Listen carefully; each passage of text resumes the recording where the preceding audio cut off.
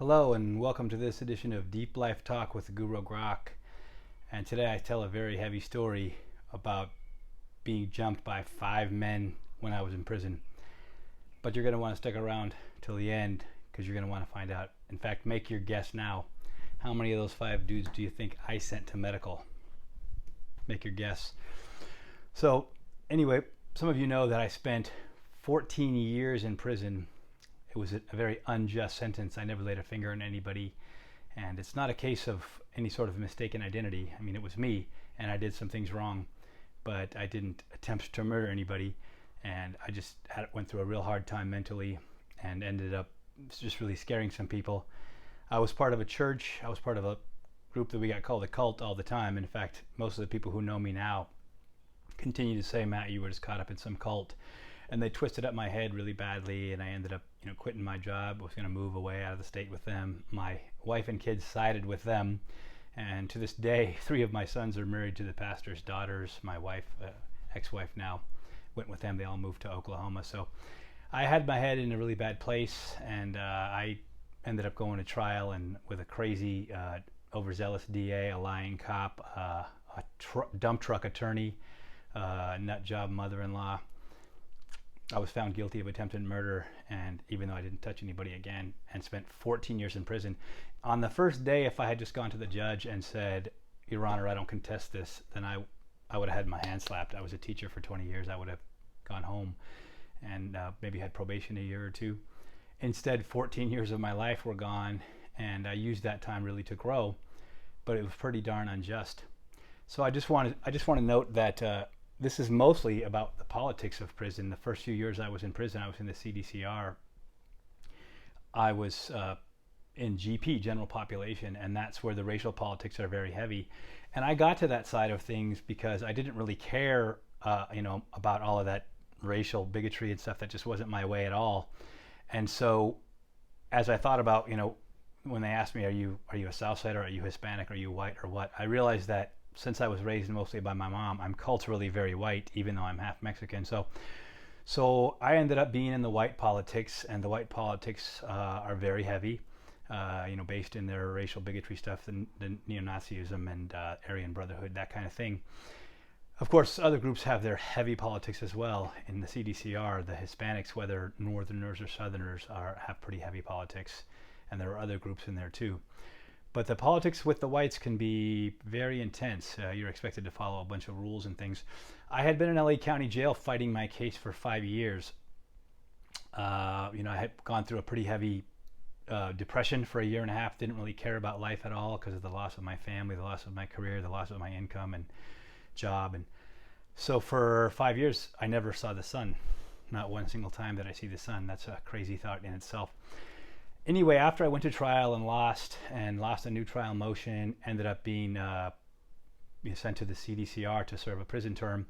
That was November of 2013, when really the politics just slapped me completely in the face. I had been on a medical floor, and they don't really allow the politics there in the LA County Jail. They really kind of put the kibosh on that. So I had never really faced the racial politics. So I'd heard about it going to court. You're on the bus, riding the bus with other people, and you're hearing these kind of heavy things. And of course, I had a general familiarity with the idea that there's racial politics in prison. But in November of 2013, when I got to prison, it just hit me like a ton of bricks, because as soon as I arrived there, they said, let me see your paperwork. And your paperwork is something that just documents, the nature of your case and your charges and your trial and those kind of things. And it can also show other things that I think can kind of get you in trouble with the politics. Of course, the obvious ones are if you have sex criminal charges and things like that, child molesters. People with those tricky kinds of crimes can be dealt with very harshly, very violently in prison. So I didn't have any problem with the paperwork, but it's just, now it was a reality of this racial politics right in my face when I arrived at the CDCR. And my first cellmate was a guy named Steve, who said, as I said, let me see your paperwork. And so he's doing what he's supposed to do with the white politics. And I showed him my paperwork. Or actually, I only had a little bit of paperwork from county, but I was able to contact my newly issued CDCR counselor, who issued me a statement of my situation. So I had to get that for them within a couple of days. But again, I didn't have anything that would get me in trouble immediately with the nature of my crimes and things like that. But what I did face right away was a white guy handed me a piece of paper that says, here's the rules, you need to read them. And I can only remember a few things on there, but one of them was I was expected, if necessary, to carry a knife up my butthole. I was expected to be ready to jump off in a riot at any time and, back to the rest of the whites and things like that. But one of the ones that really kind of, I was like, what the heck, was that I couldn't take any psych meds. I was on a medical floor where they were giving me various meds for sleep especially, and I was taking this one called Remeron for a time. And I had in my mind that thing really helped me sleep. It was probably just some placebo effect, but I had in my mind, that this is helpful for me to get a good night's sleep. But my cellmate goes, you can't take them. Sorry, bro, So I'm like, dope. So that night I just went to sleep, tried to go to sleep, and sure enough, I did sleep okay. And so that was the end. That's literally the last time I've ever taken any kind of prescription med whatsoever. That's coming up on 10 years ago. But the rules really just kind of slapped me in the face. I was like, wow, this is it. I mean, this is prison. This is the racial politics. I'm a white guy. I'm a wood. I'm part of a bunch of groups that are led by white power groups, the Aryan Brotherhood in particular. And now I had to follow the rules and things. And the rules, some of the obvious ones that most people would know about are you can't share food, any kind of open food. You can never share a meal with the other races, except the Southsiders and the whites, the Hispanics and the whites are okay, but not I could not ever share food with a black person. I could not play sports with them. I couldn't play a game of chess with them. So those are some of the rules that are based in their small-minded bigotry, things like that. And I never ever have believed in any of that garbage ever at all. So not even once was there any buy-in on that for me. But I was going to follow the rules or else get dealt with violently myself. And during that time that I was in, it's called reception. When you first go from county jail to the CDCR, you're in a place called reception. And during that time, I was getting introduced to all this stuff. You were expected to go to the yard unless you were really sick. It was mandatory yard to be out there in case violence kicked off, and you could back the whites. And that's when I first learned about what's called a removal, which is when they send at least 2 men to go and deal with a guy violently, and sometimes with a weapon, of course. And that's the idea there, was that sends a message to the CDCR, get this piece of shit off the yard, is basically the idea there. For whatever reason, sometimes it was an unpaid drug debt, sometimes it was the paperwork itself, but oftentimes that would be dealt with immediately in the cell. You'd have violence in the cell as soon as someone brings out bad paperwork. The cellmate of that guy is supposed to deal with him. But I remember the first time I ever saw a removal, it was at Wasco prison in reception, waiting to go to a mainline yard. Sometimes it could take a few months and sometimes much longer than that. But I remember it was these 2 Hispanics dealing with another Hispanic, 2 Southsiders dealing with another Southsider. And as soon as this fight breaks out, and it's not more than 15 feet from me that it breaks out, as soon as that happens, then you get a call from the loudspeaker on the towers on the yard, down on the yard, prone out, and you got to get on your belly and lay flat and all this until the cops come over there. Generally just walking, taking their time while one man is being beat up. They're charged with the safety of the institution, but they're taking their time, making sure to grab their Dr. Pepper on the way across the yard. That's how it felt anyway. But so I had the opportunity to watch this fight go down for perhaps a couple of minutes before the cops got over there and sprayed them down with pepper spray or whatever. And I just remember thinking, if I was the one guy who was getting removed, he was getting jumped, I would have beat the fuck out of the other 2 dudes. I was like, well, you better send more than 2 for me if that's who you're sending. That's one of the earliest memories I had. I thought, removal, huh? Not such a big deal. But I saw many worse ones later than that. Horrible, horrible violence. But that was just my first experience ever seeing what they call a removal.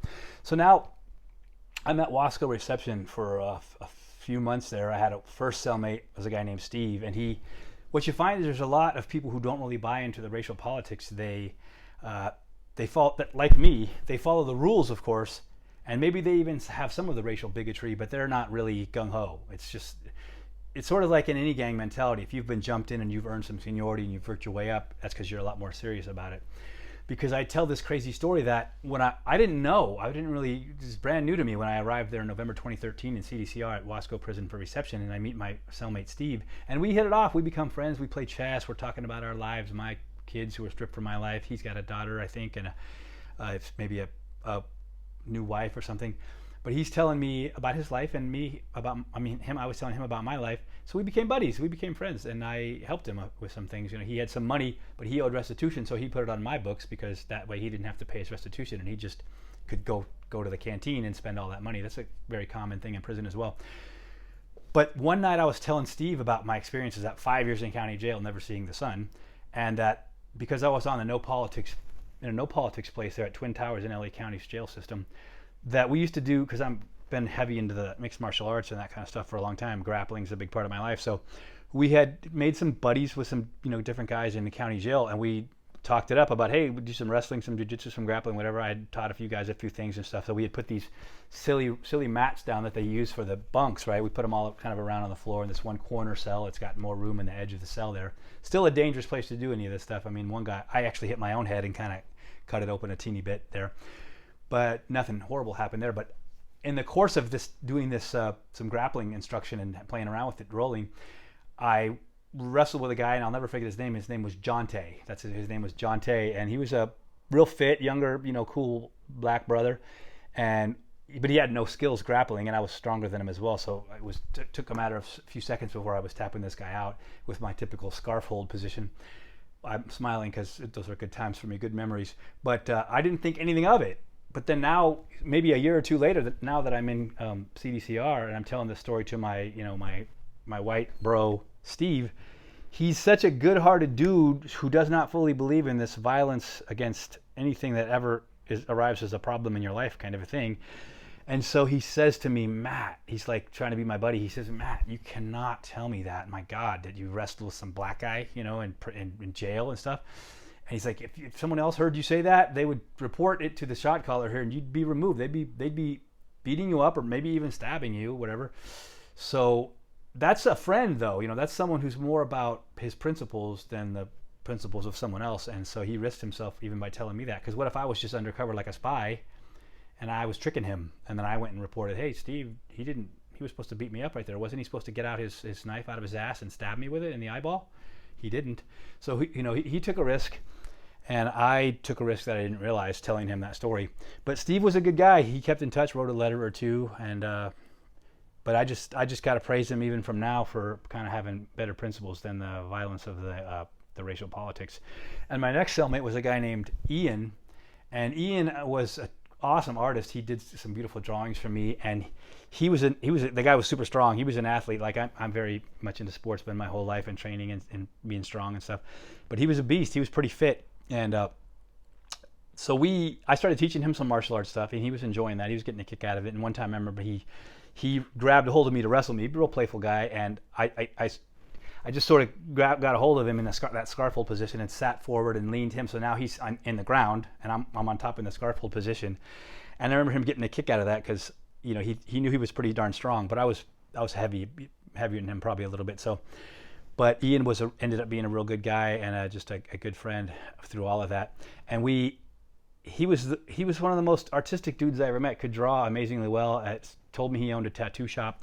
But I'll never forget that he said, let's make a needle and maybe we start sewing some stuff in this cell. So he found a nail on the yard, and he's literally sharpening this thing on the concrete floor.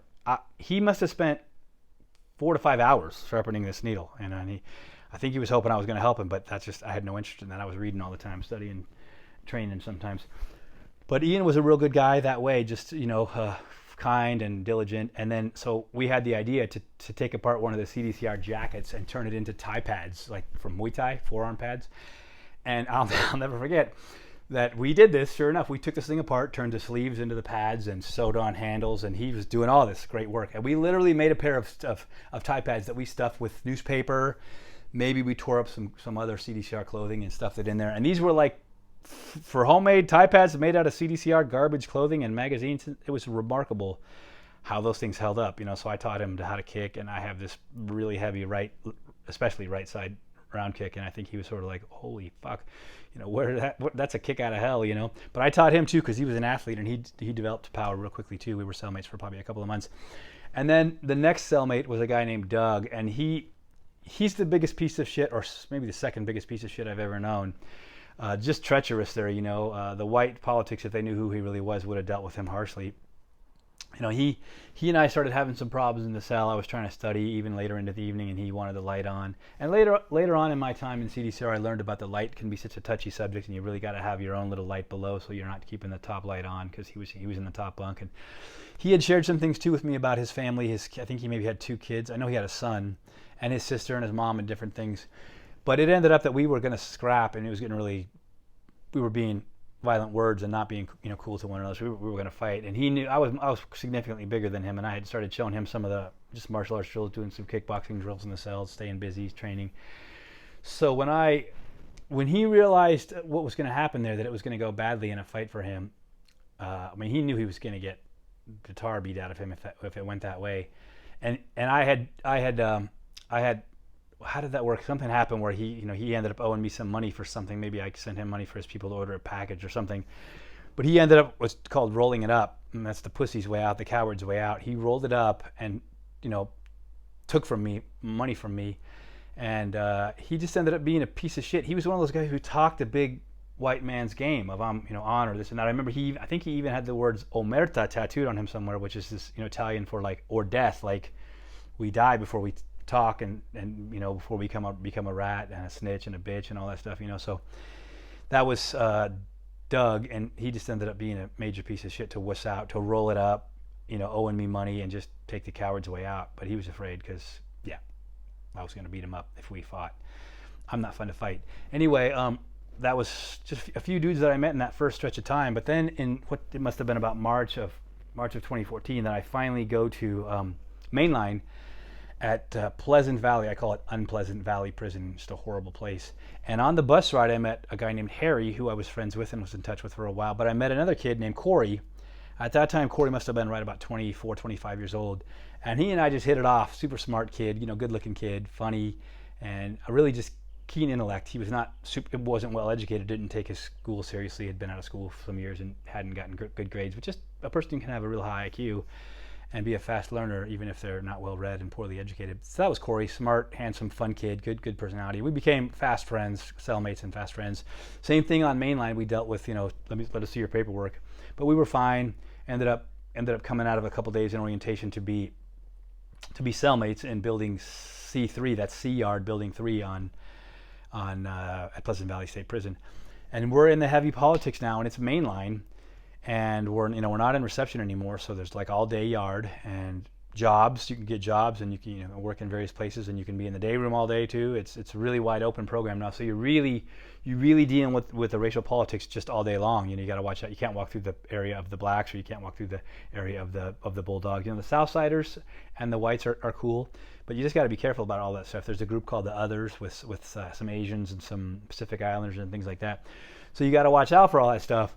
And I was the kind of guy who, with zero buy-in to the racial bigotry, zero buy-in to all of that bullshit, small-minded thinking, just wanting to sort of be my own man, not walking around in fear all the time, like, oh, I'm going to get beat up, So I never really had any buy-in there. But again, there's just rules I got to pay attention to, and I had to be just kind of careful so that I don't accidentally walk through the wrong area.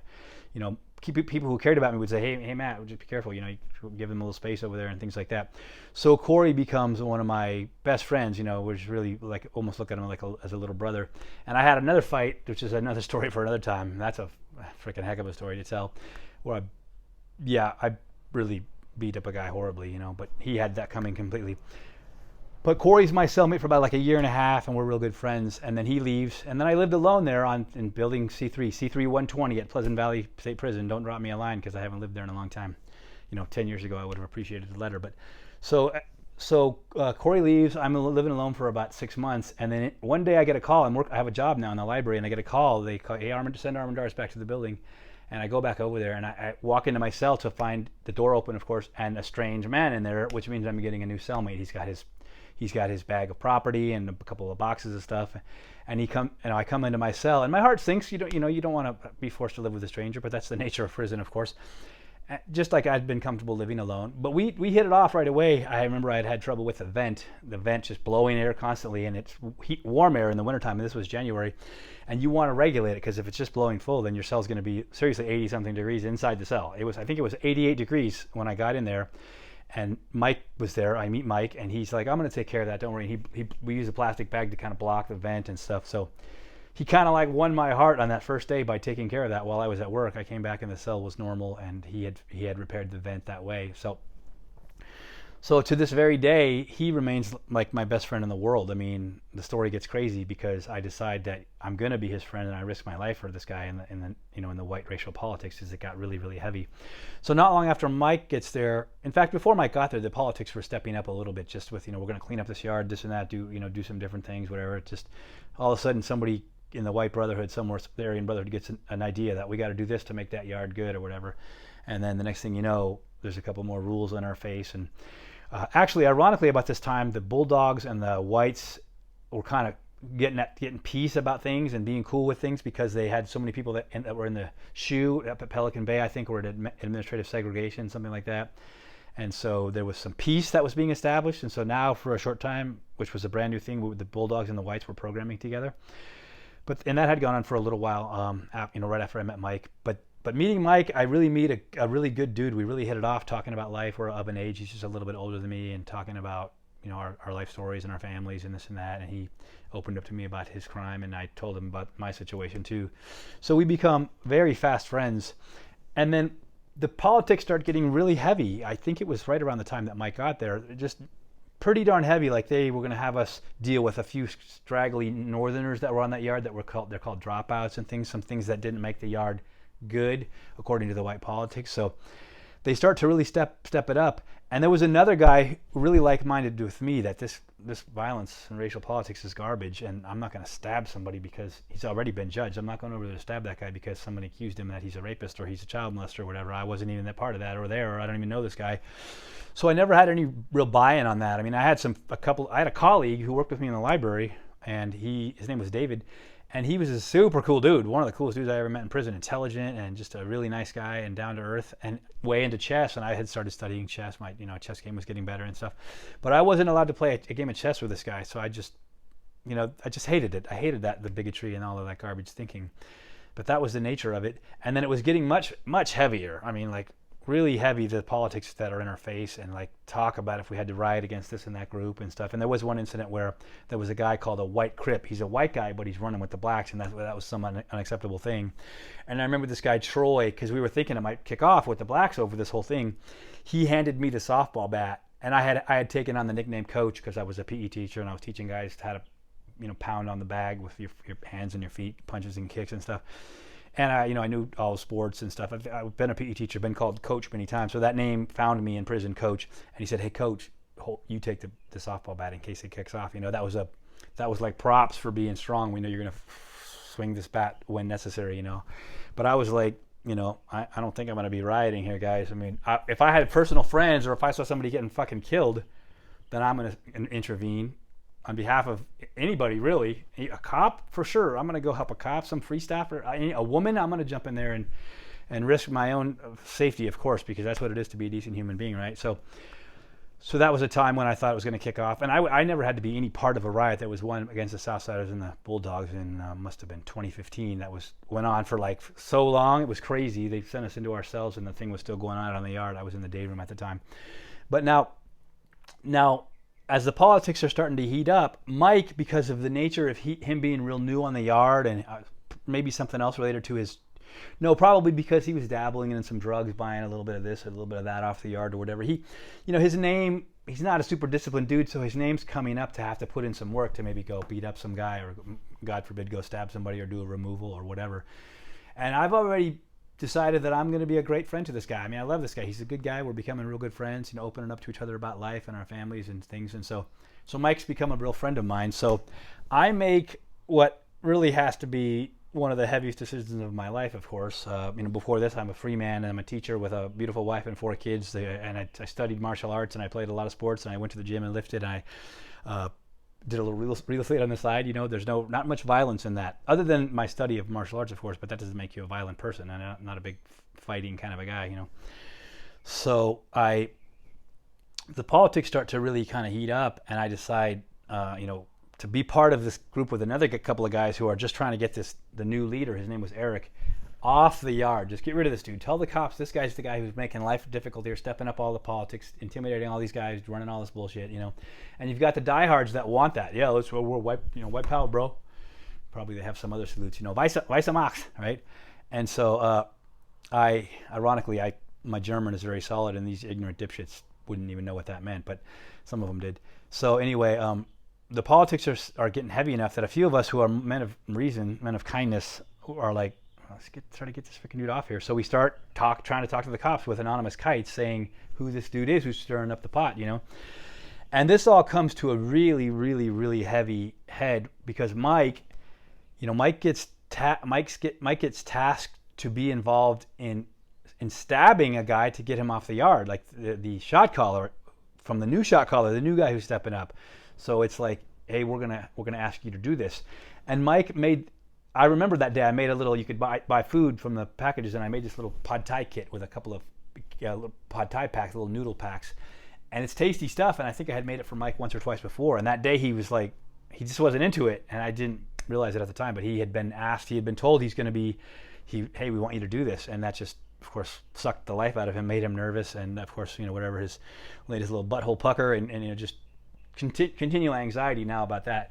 So he doesn't give them an answer, and then a day or two later he says, I'm not comfortable, guys. I'm not gonna do that. So that was his mistake, though, because if he wanted to just beg off it right away and say, look, no, I'm not gonna be part of that one, guys, he probably would have been okay. But he waffled about it for a couple of days. So when he gave him back the answer, the guy who was going to be looking for the new shot caller spot, so he's essentially the new shot caller now, it's all on the down low, he decides right there, he's like, that's it, now we're going to make him do it. We're going to make him go, we're going to put a knife in his hand, and if he doesn't want to do it, then we're going to jump on him with knives. We're going to stab him out, So now Mike doesn't, of course, know this, and I don't know it at the time either, but the shot caller for my building is a guy named Bruiser, and Mike joked with him. He goes, do they call you that because you bruise easily?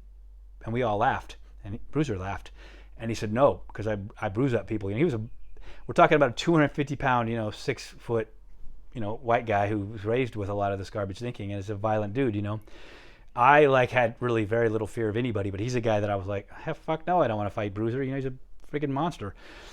And so he knew, and here's the key here. He was cellmates with a guy I had known for years and been one of my best friends on the yard named Ish. And Mike, my new cellmate, and they just lived a couple doors down from us, and Mike and Ish and I had become friends, training together, playing board games here and there, maybe card games. I was never into card games much except for poker, but just hanging out, walking laps in the yard, walking a chow together, just being friends. Loaning property, hey, can I borrow your this, whatever, of course, So we were friends. So he, strapping on a third testicle, he comes, balls, props and respect and love to Ish to this day, He gets word to me, for Mike's sake, he comes to me and he says, hey, Matt, I just want you to know, because he's Bruiser's cellmate, so he has the ear of the power people, right? He says, Ish says, hey, they're going to get Mike, they're going to stab him up, And my heart just thinks like, oh my God, And so, this must just be like a couple of days before they get me, because Mike is aware of this now and nervous as, I'm going to cuss again. He's nervous as fuck. He can't even function. Always looking over his back going outside, trying not to show that he knows. And at that point, I write a couple of letters home, just trying to, can you guys do something? But the cops can politic too, and then I could risk my own self too, so I was scared as heck.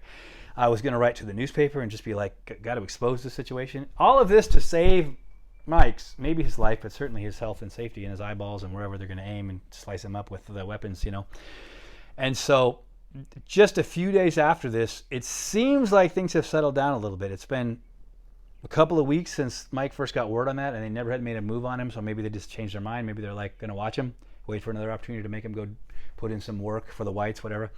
But it felt like it had settled down a little bit. I'm back to my normal routine. I'm training in the day room. The very day that this happened, Mike and I had done some burpees in the day room, and I was actually fairly fit. I was a little bit chubby, but I had my cardio was on. I'd been doing crazy burpees. Good timing too for what happened, So it's a Tuesday, I think. I think it's like a Tuesday afternoon, maybe the 2:30 unlock to go outside. And Mike and I go out there and think nothing of it. There's nothing that feels different to me. There's nothing that's different. Nothing at all. Maybe the only difference would be that Bruiser seemed distant. He didn't kind of say, hey, what's up, guys? What are you guys up to this afternoon or something, if I'm looking back, But nothing seemed different to me. I walked some laps, went over to the heavy bag, maybe worked for a little bit on the heavy bag, maybe did some pull-ups, just a normal afternoon, get on the training area for a little while, walk some laps, say hey to this guy, say hey to that guy, see what's happening on the handball court, whatever. Head back over to the white area, which is right in front of the building, my building C3, and I'm just stretching. I used to do some yoga and stuff, and just sitting there stretching. I can remember looking down. I can remember looking up first between stretches and noticing this guy over here named Milky, and I call him Milk Toast. And this guy over here, and his name was, I'm not kidding, his handle was, I'm not joking in any way, Scumfuck. I mean, where does that come from? You know, that sounds like Louisiana Lagoon to me, but I don't know. That was seriously his nickname. When I wrote about this later in life, I called them Milk Toast because of what I did to that freaking dude. We'll get to that.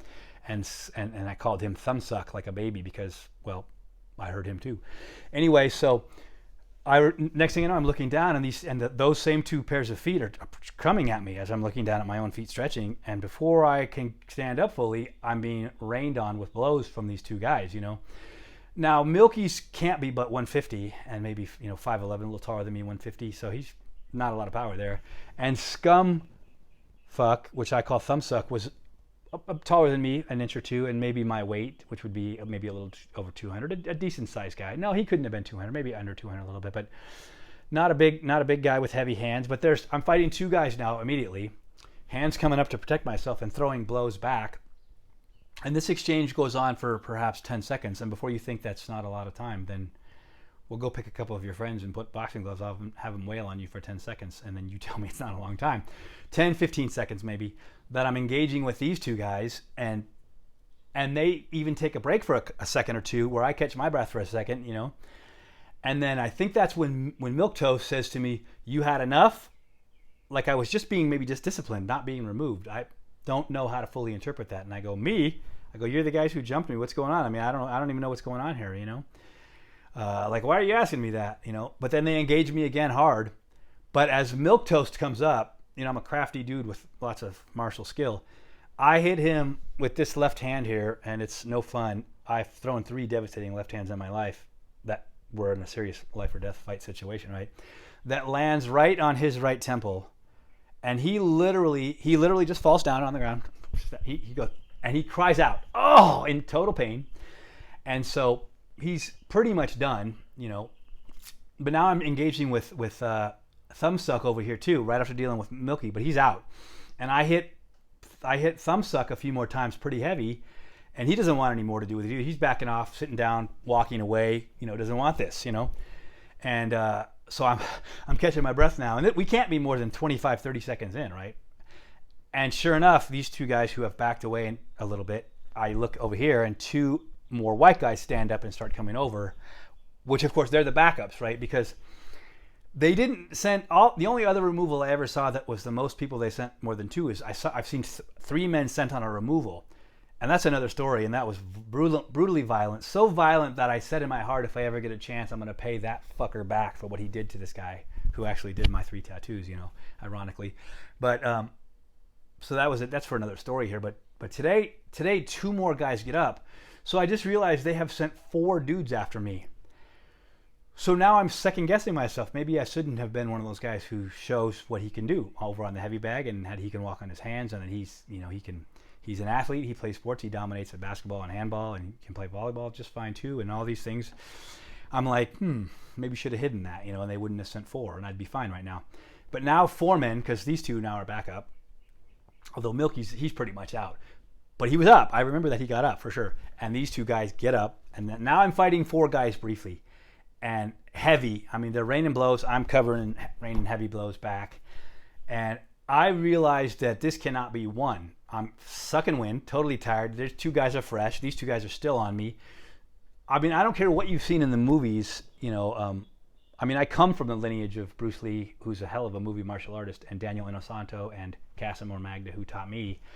I mean, and I have some distinctions there. I have some people who said some really things that honor me to this day. I remember Victor Del Rosario, who's a guy you don't want to fuck with, serious street real martial artist, who said, "Matt kicks like a mule," is one thing he said, which is always a high praise from him. And he told me that no one ever hit him harder in our full contact stick sparring than I did, you know. So I can generate power, I guess, is sort of the point. And Sifu Kasmagda called me his most talented student that he ever had, and I humbly thank you even now, Sifu, for that. High honor there, you know. So they sent these 4 guys, and I'm fighting 4 guys, and I don't care what you see in the movies and stuff. You can't fight 4 guys, you know, 4 normal men, right?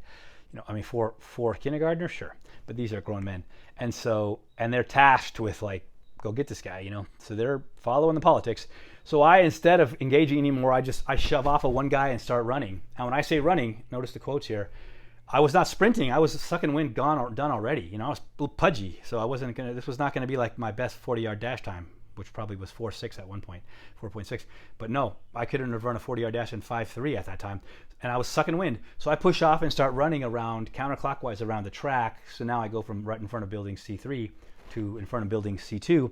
And this, just as I noticed this, I've probably created 15 feet of space between me and my attackers on surprising them and kind of taking off running, right? And then I see coming over my right-hand shoulder here, I look at some activity over here, and it's another white guy who's now running up to catch up to me. And it was this dude that I had just been kind of kind to just a few days before, and I cursed him in my heart. I was like, motherfucker, you know, I was just cool to this guy, dude. So I'm like, well, I'm going to get you yours, buddy. So I'm crafty. I'm kind of noticing him coming up over my right-hand shoulder. And as he gets real close, I time it to just throw a heavy flying, you know, left overhand or left hook on his head. But I miss him. I miss him completely. And I stumble and fall onto my right hand. And that's my last memory.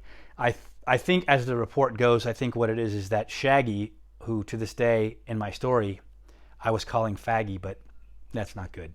So let's just call him Naggy. Yeah, let's call him Naggy. Anyway, he, I think, is the one who must have just kicked me across my face as I stumbled, because that's my last memory of stumbling onto my hand here. And that's it.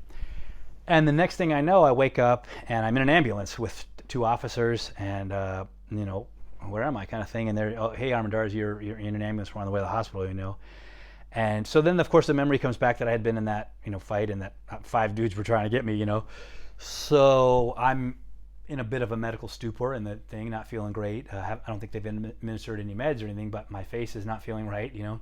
I'm feeling like I have been beat up, but also that maybe there's some pain relief things, natural pain relief things going through the body, so kind of numbed out and just, you know, and it's kind of a surreal experience there.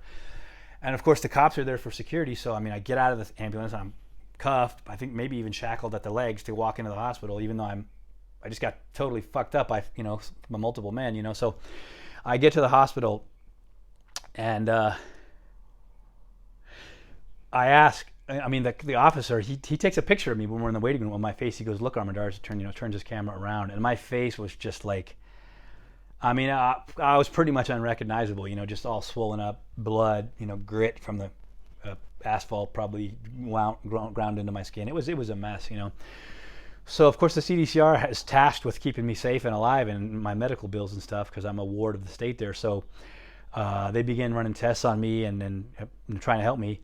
And first thing they're going to do is a CAT scan, of course, because what had happened is this guy, I think that Nagy must have been literally sitting on my chest, just kind of, you know, ground and pound, but I'm not even awake to cover myself up, right? Because it was really, really, really bad. So they sent me into CAT scan, and I remember being in this little tube thing, you know, and I come out after a few minutes, and I joked with the tech, and to this day I thank the powers that be in this universe that my personality was not stolen by these guys, you know. Because I said to the tech, I go, hey, am I still a genius? And you have to admit that's funny shit. And I think he even laughed. And then there was this attractive nurse who was, you know, doing my stitches. I hate stitches here and here and here. And that's why I think they must have just been beating me from all sides, kind of sitting on my chest or whatever. And I remember kind of joking with her because she was a little bit of a cutie. I think I probably said something like, hey, at least am I still kind of good looking, you know, whatever. Being stupid, whatever. But those are the things that, you know, I had to deal with from getting fucked up really by 5 men. And then I leave the hospital that very night. They deal with me and treat me, and they send me to a medical ward, of course, in the CDCR at Pleasant Valley Prison for like 3, maybe 4 days, that I was on you know, medical, because my condition was, of course, quite serious. And one of the first things I noticed was that I couldn't even eat because my face was so just jacked up that I couldn't chew. It was a horrible pain for the first few days. Just they put me on a soft food diet for a few days, and I realized that I probably wasn't going to be able to play my harmonica because of this slice that went up my lip that they had stitched back together. And so you lose some of that neuromuscular facilitation, that coordination in the mouth. And I was bitter already. Like, I mean, I cursed them in my heart. Like, if those guys made it so I can't play harmonica, then I'm going to get those guys. Kind of, that was my thinking. And a lot of foolish thinking that happens, and I was not immune to that then, nor am I now, you know. But I spent a few days there. I remember I read like half of Moby Dick because I they had like almost no choices of books there, and I found that one, and that's a classic, and I'd kind of always wanted to read it. Still haven't finished it to this day, and that's a long time ago. But I spent some time there, and then I was wondering this entire time, and what am I wondering while I'm in the medical floor now? I'm wondering, what about Mike, right? Like, oh my God, what did Mike do, you know? But already the wheels are turning in my head, and I thought, well, Mike's my friend, and he knows I was risking his life. I was risking my life for him, and he was risking his life some for me too. And so I bet you he rolled it up. It's called rolling it up. He just said, I'm out of here, you know, and he got all his property and my property and said, see you later to all this stuff. But I didn't know. I was in medical. So a few days later, now I'm in what they call the SHU, Secure Housing Unit, and within a couple of days, I find out that Mike is in there, and he gets word to me, hey, Matt, I'm over here, you know, I love you, brother. The whole just, you know, band of brothers, you know, brotherhood forming through freaking heavy, stressful times, you know. And so within a few days, we were actually able to be cellmates and, you know, in a cell together like we had been in C3 120. And just the bond established there. I mean, the guy's my best friend for life, you know. I mean, the amount of respect that he has for me for risking my life for him. And then when he heard about the result of the fight, which we'll get to here, you know, if you're still wondering how many dudes I put in medical, you can change your guess if you want to. But so we became really fast friends, and now we're living together for a few more days before they have a hearing or a committee meeting to let you go back to your yard or let you go to the other side of the CDCR. It's a SNY yard where there's no politics and stuff. I remember that I was waiting to go to medical on follow up on some of my stuff, whatever, and this guy comes up to me, and he's in one of the little cages across from me, and he says, I don't know, somehow he goes, wait, you're coach, right? And I said, yeah, you know. He goes, what the fuck did you do to my cellmate? And I go, who? And he goes, Milky. I go, oh. So I knew right away what he was talking about, because I knew that I had hit Milky with my this heavy left hand on his right temple, bone to bone. I mean, to this day, it's still not perfectly formed there, but I hit him so hard. This will never be what it was before that blow landed. Just as this is not quite the same. You know, that the bone there is just jacked forever. They're not going to go in there and do microsurgery on that. They're going to let that heal ugly, you know. And as long as it was mostly intact, you know. But it was probably just caved in some, and like he's probably going to be looking more like a Neanderthal now. But he's got what he deserved. But I said, well, those guys freaking jumped me, and I don't know why. I never understood why. So, but I knew I had gotten Milky real good. And so Mike and I are in the SHU for some time, then we go to our hearings, and now we're on SNY, which is D yard. We go to the other yard where there's none of that politics. And I remember there was a guy, Officer Martinez, we called him Shorty because he was the smaller of the two Martinez officers, and he came over. He was like my boss when I worked in the building, and he and I had hit it off just talking about life. You know, we could have a rapport just because I'm an inmate and he's a cop. Doesn't mean we're not both human beings, you know. So he was really gracious to me when I lived in his building in numerous ways, you know, that I won't go into, but he was just really kind to me. So I remember when he came to see me, and he went over to D yard, and he said, hey, hey, Armendars, you know. He might have even called me coach, because a couple times those guys would call me coach, the cops, because they learned what your name becomes, you know. And he said to me, hey, I just want to let you know, if I was on shift that day, I would have got those guys with the block gun. I would have shot them. You wouldn't have got jacked up by all those guys so bad, you know. He was being cool. He was being like, you know, love, bro. Even though you're an inmate, you know, cool, bro, right? It's heavy, you know, for me to think about. God bless the man, you know. But so anyway, he came over to see me, and I told him the story. I go, man, of my property, Shorty, I hardly got anything. I didn't get any of my books, you know. Those guys had stolen my books, you know. And right away, you know, they asked Mike before he got to roll it up, they said, hey, send Coach's books out here. We're going to start giving those to all the white guys, because I had a really nice library, you know. But Officer Martinez, he went around to those white guys' cells, and anything that had my name on it or had the name scribbled off and somebody else's name put on there, he got me back half of my books. And to this day, I got so much love and respect for that guy for doing that, because I had a lot of money in high-quality books with my personal notes and things, you know. But he brought that over looking like Santa Claus when he came on the yard with a bag from my C yard. I think it was an orange bag, and we had different colored bags on D yard now, so that was a kind of a fun thing. And then Officer Tamayo, who at that time was a counselor, they sometimes shift through and work as counselors for a time, so we called him Counselor Tamayo. He was my counselor in building C3, and he came up to me when he saw me sitting in the day room in D. I was now in building D5, and he sees me kind of across the day room, and he just comes marching up, and he goes, Armendariz. He goes, you're a legend on C yard, because the way that it went down is not the way those things usually go down. It's so common for those guys who are getting removed to just ball up and start defending themselves. But That's not a good strategy. And I remember seeing the guy who did my tattoos. His name's they called him Pirate. He got horribly fucked up because he just tried covering up, and dudes were going up to him, these three men, and kicking him on his ribs as hard as they could kick him. And that's when I said in my heart, "You motherfuckers! I'm gonna get you if I get the chance for what you're doing to this." He's a human being, And their thinking, their violence, and its lack of reason. It's like you're an animal now, So I had lost so much respect for men like that. I remember that guy now as I think about him, But it's not a good strategy. You got to fight. You got to move, stick and move, hit somebody hard, try to put him down, then deal with the next guy. This is martial arts, strategic martial thinking, right? Art of war stuff. Hand-to-hand combat. And so that would be bad advice to give anybody. Just ball up. But that's what dudes did all the time, balled up, and then just ended up getting fucked up as the cops walk over. If they got weapons, knives, you're getting cut bad. I saw a guy bleeding so badly. It was crazy how much blood this guy was losing. And it's not a good strategy, so I fought back. And it so happens that fighting me isn't like fighting one of these ignorant dipshits who can't fight and doesn't have any training, is not an athlete, and doesn't do one-arm push-ups on the yard and walk on his hands and show that he's not to be fucked with or whatever.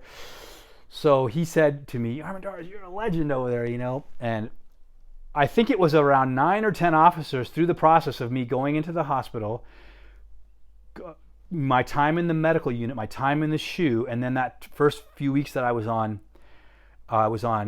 D yard and officers coming through to interview me about things. Even the guy who was probably like a lieutenant or a captain, even he said to me in the hearing the committee meeting to get me back into normal population. He goes, "Oh my gosh, we saw the video." He goes, "What's your deal?" And I go, "I teach people how to fight. I fight well." I don't know, but a whole bunch of these cops, I think it was 10 even, that just were like, "Wow." They hadn't seen things like that, The irony is that I went into prison thinking all these dudes could fight, because Bruce Lee taught that in a fight, number one most important thing is attitude, right? Which is why you don't want to ball up. Show them you're a fucking lion. Show them what you got, right? Don't be a pussy. Don't be a coward. Bring out the courage, That attitude is most important, and then physical conditioning, and then strength. And then you finally get down here to then he talks about fight experience. Just having fights teach you to keep your hands up and how to be a scrapper, right, and get stuff done in a fight. And then finally you get down here to having some martial arts training will help you, So those were important things that I think helped me to survive. I wasn't going to cave, So ironically, I had been on D yard for perhaps a month when I see the fifth dude who had come up over my right shoulder that I tried to hit when I fell. The guy I had been cool to, and I had hatred in my heart for this guy. And when I found out he was on the yard, I went up to him on a beeline, marched up to him, and you could see the blood drain from his face and his little testicles shrivel up like, "Oh shit, coach, wait, hold on, let me talk to you, And I let him talk, and I thought it was you were just getting tagged up and this and that. I didn't know they were going to get you so bad and this and that. He probably witnessed them sitting on me and beating the lights out of me, and so probably didn't want to be part of that. But I let him go, I had put some fear in him by just my way of walking up to him and confronting him directly, and kind of let that shit go.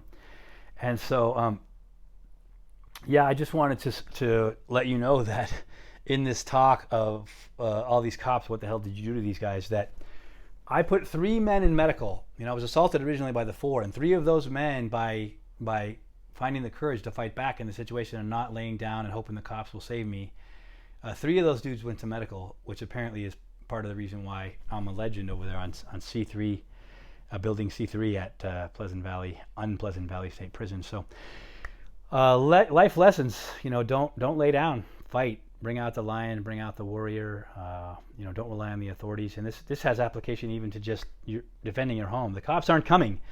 If you have an intruder in your home and you got your daughters and your sons and your wife and your people in your home that you care about, you need to defend your people, right? It's not the cops. They're not coming. They're coming later. They're going to get evidence, and they're going to maybe try to track them down and maybe press for some kind of justice. But if you're worried for the life and safety of your beloved people, then fuck some people up, just like I did defending myself. And anyway, I wish you well. As always, I greet you as scholar.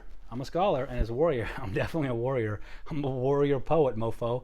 I wish you strength and health and wisdom and wealth all the days of your life. Blessings. Thank you.